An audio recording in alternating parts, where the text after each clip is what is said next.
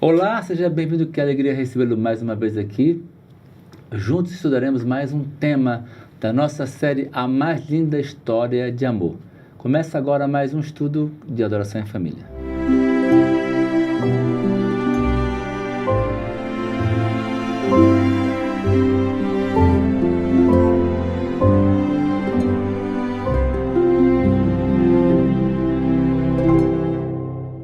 O amor posto à prova é o tema de hoje e é sempre uma alegria estar com você. A palavra do Senhor, a Santa Bíblia, nossa regra de fé e de vida.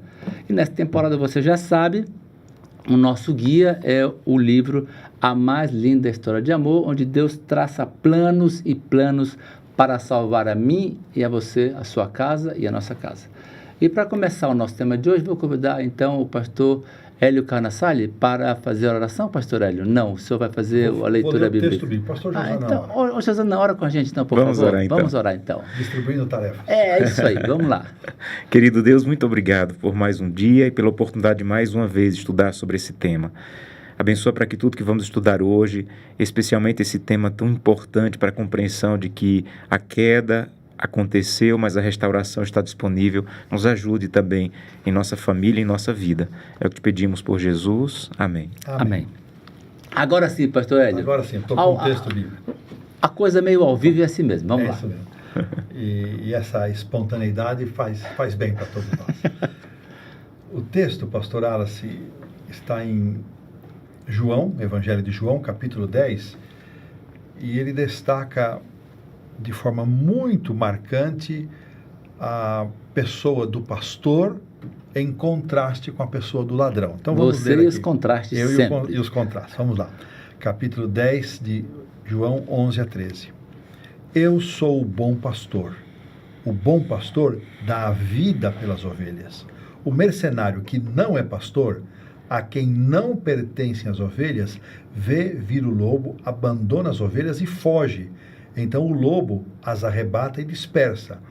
O mercenário foge porque é mercenário e não tem cuidado com as ovelhas. Então, no estudo de hoje, nós vamos ver de forma muito clara quem é o pastor, quem é o mercenário. Uma coisa interessante é que, como você coloca essa questão do contraste, o pastor e o mercenário, Deus criando, dando o seu melhor para o homem, para os anjos, criando todo esse contexto perfeito, e aí vem o pecado, como estudamos na semana passada, ou no estudo passado, e traz todo esse transtorno para a vida de todo mundo. A pergunta é, por que Satanás queria tanto trazer destruição e o pecado para o Éden com Adão e Eva? Por que ele queria fazer isso? Bom, o texto de Ellen White, para a porção de hoje, nos apresenta 3 razões. Então, a primeira, porque se ele e os anjos maus induzissem Adão e Eva a caírem e eles se tornassem objeto da misericórdia de Deus, eles entendiam, os anjos caídos e Satanás, que essa misericórdia os alcançaria. Segundo, se eles caíssem em pecado e não tivessem a bênção da misericórdia, eles estariam também sobre a ira de Deus como eles já estavam.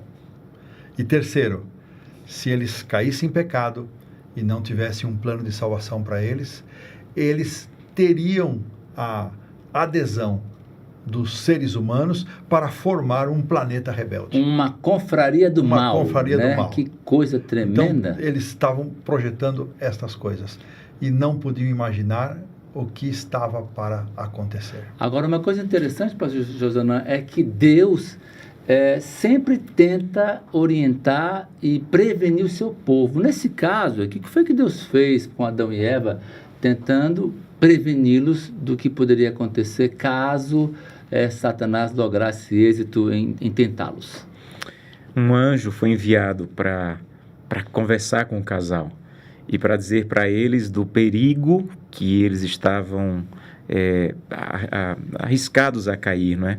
E falou para eles toda a dor, toda a tragédia, tudo o que aconteceu, toda a queda, e como o inimigo iria tentar destruí-los.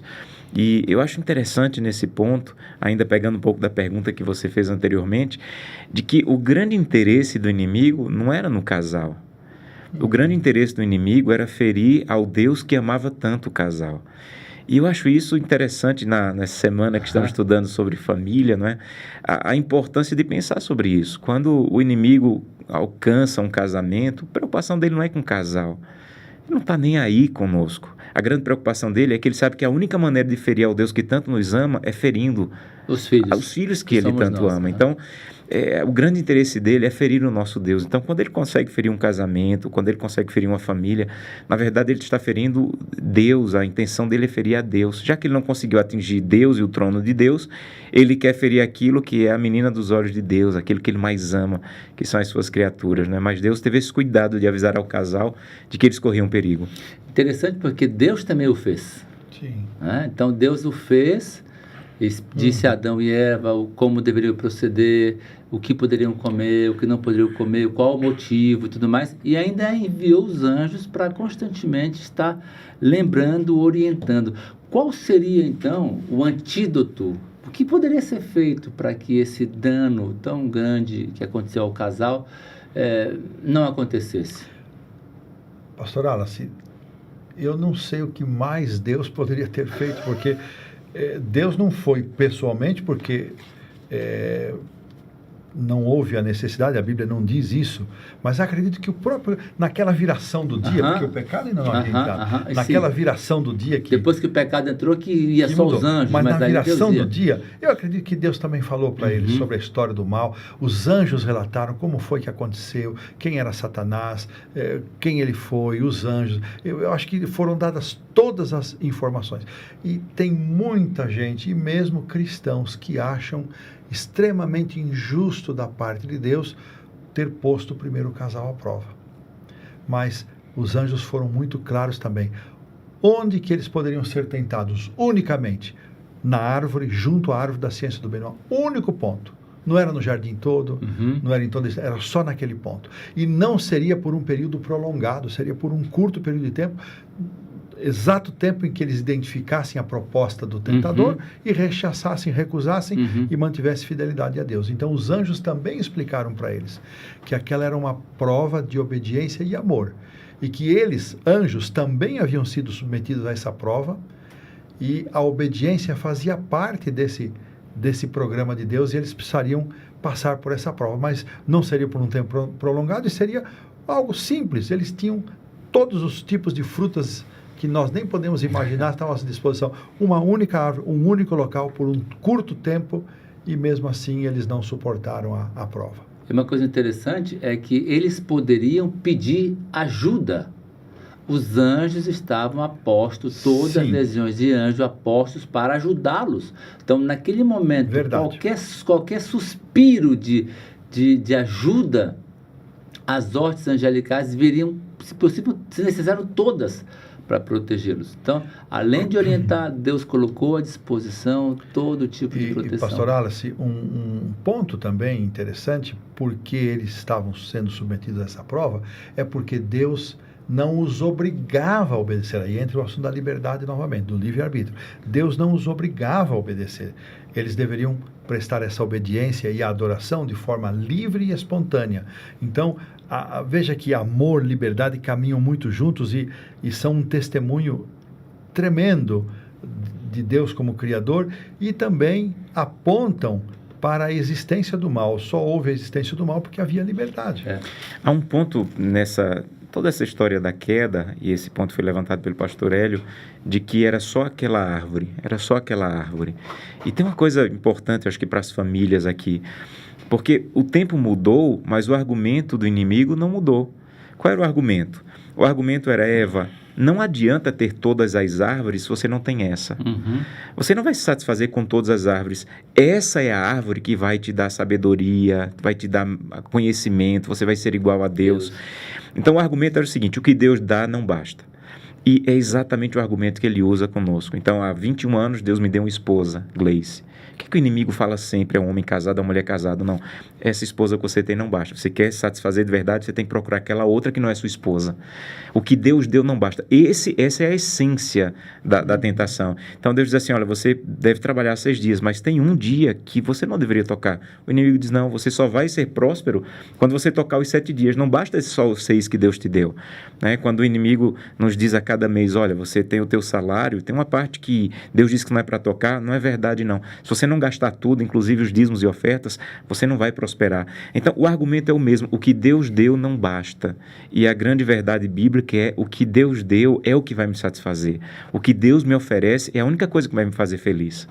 É uma coisa onde 9 é maior do que 10, Exato. onde 6 rende mais do que 7. Pastor Josanã, nessa linha que você colocou, muito interessante isso, ele também acusava a Deus de estar retendo deles Fantástico. algo mais espetacular, porque Deus não queria, segundo Satanás, que eles se tornassem como Deus conhecedores de coisas, como se fosse grande coisa conhecer o mal, né? Porque o bem ele já conhecia. É só tragédia e destruição. Qual foi o pecado de Eva, então? Parece que o pecado de Eva foi não confiar na orientação de Deus. Pastor Alex, começa com uma coisa que nós somos vítimas fatais disso aí. Distração. Eva se distraiu. Tem gente que se distrai facilmente, né? Eva se distraiu e foi. Ela não estava à toa. Veja, ela estava em suas ocupações.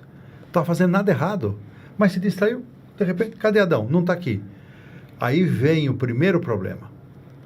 Até aí eu não, embora a orientação era que não se separasse, mas quando ela se dá conta de que está separada, ela se julga apta e capaz e sábia o suficiente para discernir o tentador, perceber a tentação e dar conta.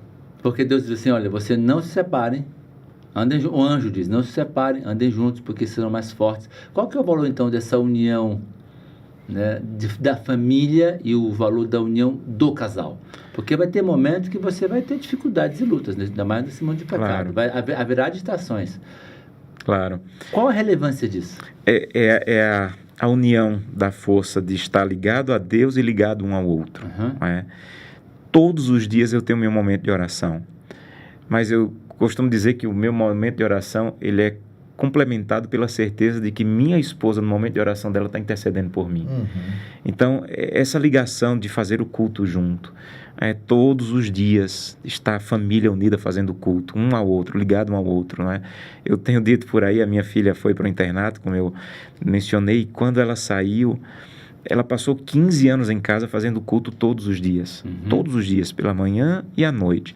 E o meu sonho era que no primeiro dia que ela saísse de casa, ela dissesse, olha, eu estou há 15 anos fazendo culto, meu pai não está aqui, minha mãe não está aqui, mas eu não consigo não fazer. Estou há 15 anos fazendo. Então, eu acho que essa ligação da família com Deus e um com o outro vai sustentar os filhos mesmo quando eles estiverem fora, vai sustentar o casal mesmo quando os dois fisicamente não estiverem juntos. Então, é isso que Deus ofereceu para o casal, estejam juntos a mim e estejam juntos fortalecendo um ao outro. Eva confiou em si mesma, né? Ela se achou, ela entendeu que ela tinha suficientes recursos para lidar com a tentação e com o mal. Você sabe que eu notei uma coisa bem aqui nas minhas anotações, enquanto eu estudava o guia de estudo preparando os temas, eu coloquei assim, Alice, você não merece confiança.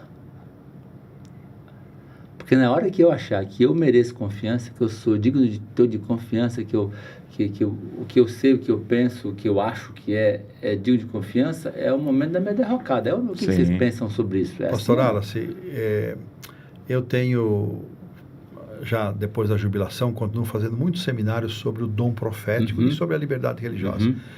E uma das estratégias finais de Satanás, além de imitar a volta de Jesus, que será mencionado mais adiante, ele vai empreender um esforço muito grande para anular os testemunhos da revelação de Deus, tanto da Bíblia quanto do Espírito de profecia. E completa, é um tríplice engano, e a mudança do verdadeiro sábado para o falso sábado. Esses 3 elementos. E a questão da palavra de Deus, ela precisa ocupar. Nós não podemos nos distrair. e menosprezar e esquecer a importância da palavra de Deus. Eu não sei quantas famílias ainda hoje estão reservando tempo para estudarem a palavra de Deus juntas, para gastarem um tempo. Porque a vida é agitada, a vida é complicada, mas nós temos que fazer esse esforço para que em algum momento, pelo menos quem tem os filhos pequenos, em algum momento pare para demarcar aquele momento como um momento da família, da comunhão com Deus, da valorização da palavra. E as ações individuais também. A nossa igreja também precisa ser despertada para o estudo da palavra, porque na palavra não está em nós a sabedoria para lidar com o inimigo, não está em nós a habilidade para... Porque nós não somos nada para o inimigo. A experiência, a sabedoria que ele acumulou em lidar com a humanidade, ele nos detona em 10 segundos, se tanto. Jesus foi o único ser que suportou completamente as tentações. Agora comigo, ele não precisa usar uma bombinha. Um lampejo. Já basta para nos derrubar, para me derrubar. Então, qual é a nossa âncora? A palavra de Deus. Se Eva tivesse dado ouvidos à palavra divina, não se separe, não se afaste do seu marido, ela não teria caído. Há um período na história da igreja chamado de o período dos pais do deserto. É um período conhecido de homens e mulheres que iam para o deserto para buscar a Deus, para se afastar um pouquinho da poluição, da maldade do mundo. E um desses pais do deserto é chamado de Antão. E diz que esse homem, Antão, ele tinha embates com o inimigo duros, de tentação, o inimigo tentava destruí-lo. E um dia ele disse assim que ele foi vencendo pelo poder de Deus cada uma das tentações, mas a mais difícil das tentações foi quando Satanás disse a ele: Antão, parabéns, você venceu. Ele disse, a mais difícil das tentações foi quando o inimigo disse, parabéns, você venceu. E ele disse, enquanto Jesus não voltar, não há vitória. E a grande tragédia é você achar o que talvez naquele momento Eva pensou, não, eu estou segura, estou no paraíso, eu estou segura, eu estou avisada do inimigo, então eu sei, eu posso defender a Deus nesse momento. Então não há vitória, até Jesus voltar não há vitória. É por isso que Paulo fala do bom combate da fé, é diário. Eu não posso em nenhum momento dizer, olha, eu estou muito bem, porque a presença de Deus, ela precisa ser diária. A minha vitória de ontem não garante a vitória de hoje. A de hoje não garante a de amanhã. Então, a cada instante eu tenho que voltar à presença de Deus. E, Santo Deus, por favor, me protege, me guia, a cada dia me dirige para que eu não me afaste do Senhor e dê ouvido aos enganos do mal. Porque me parece que as tentações, elas são as mesmas, né? O cerne na é o essência, mesmo. Né? Só muda o jeito, porque ele conhece cada um de nós, ele customiza aquilo para você. Ele ajeita de forma tal que se torna atrativo para você, o que não é para um é para o outro, né?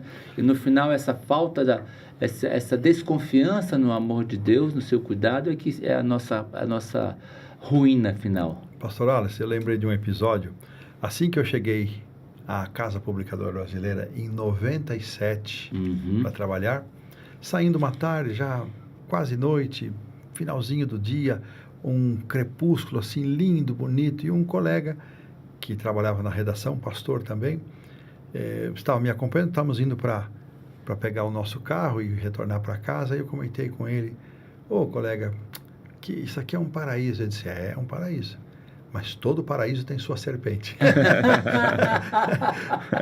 É verdade, né? Todo paraíso é o pastor Francisco Carlos Lima Lemos, Chiquinho, querido amigo, hoje mora em Vitória da Conquista. Então, isso me acompanha há muito tempo. O Chiquinho era um pensador, e é verdade. Às vezes nós esperamos, por exemplo, que a igreja seja perfeita, que não tenha nenhum problema. Esperamos que o nosso sistema educacional seja perfeito, não tenha nenhum problema. Que a minha casa seja perfeita, não é problema. E nós, enquanto estivermos nesse mundo, nós vamos estar sob a espreita da serpente, tentando nos picar, tentando nos envenenar, tentando nos derrubar. Mas temos que olhar para Cristo. Deus nos deu um caminho de vitória, um caminho de superação do pecado e do mal, que é Cristo, e nós temos que olhar para Cristo o tempo todo e não nos sentirmos seguros, não achar que eu posso, eu dou conta, eu consigo. Não confie em você, não confie em você. Você e eu, nós não merecemos confiança. Seremos colocados à prova a todo instante, a todo momento. Pastor Josana, o tempo terminou já, viu? Não é possível. Já terminou. Mas eu queria saber o que ele pensa sobre Adão, que Eva foi enganada. E o nosso amigo Adão? Então, Josana, vamos já que o Dom Hélio pediu, vamos em frente então, um pouquinho mais. É muito importante no capítulo que estamos estudando hoje, essa ideia de que Eva foi enganada. Adão aceitou o engano. Ele viu claramente que ela havia caído, ele viu claramente que a queda já tinha acontecido, que ela tinha se afastado de Deus, mas há uma citação de Ellen White muito forte, que ele chegou a pensar que sem ela eu não vou conseguir viver. Então eu vou aceitar porque não vou conseguir viver sem ela. Na verdade, ele não conseguiria viver sem Deus, não é? E essa é uma grande realidade, uma dura realidade, mas ele aceitou o engano, ele viu claramente e ele aceitou o engano. E por um tempo, eles achavam que nada havia acontecido. Geralmente o pecado faz isso, não é? Quando você experimenta, eles pareciam sentir um estímulo, ela fala, um estímulo forte ali, mas o pecado sempre traz esse estímulo forte, parece que nada me alcança, nada me atinge, até que o inimigo puxa a corda. E ele mostra exatamente por que ele fez aquilo, para destruir, né? Vamos orar então, pedindo ao Senhor que nos dê força, sabedoria, discernimento para buscá-lo cada instante, para que possamos suportar as provas, sermos vencedores no Senhor. Pastor, ora com a gente, por favor. Vamos orar. Vamos. Senhor, muito obrigado pelo tema de hoje, muito obrigado porque está claro que a queda aconteceu, mas está claro também que o Senhor não abandonou, que o Senhor cuidou, que o Senhor restaurou e nos ajuda como família, como casal, como pais, a estar próximo dos nossos queridos e próximos do Senhor, para que próximos um dos outros e próximos do Senhor possamos ter vitória, que o inimigo não consiga destruir-nos. É o que te pedimos por Jesus. Amém. Amém, Senhor. Amém.